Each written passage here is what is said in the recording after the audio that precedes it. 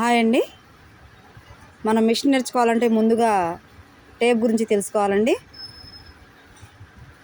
ఈ 1 2 3 4 5 ఉన్నాయి ఇంచెలండి. ఇవి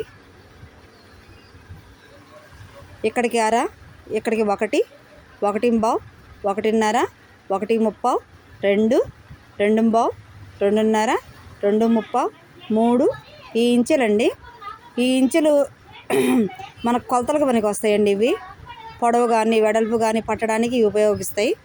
అలాగే ఇవి సెంటీమీటర్లు అండి. ఈ చిన్నగా ఉన్న సెంటీమీటర్లు.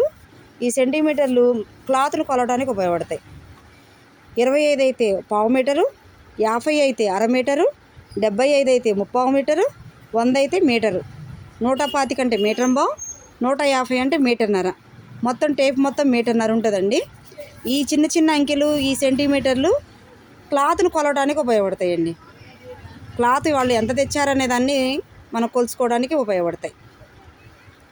ఇలాంటివి ఎన్నో చెప్తానండి నేను టైలరింగ్ గురించి. నా ఛానల్ని ఫాలో చేయండి.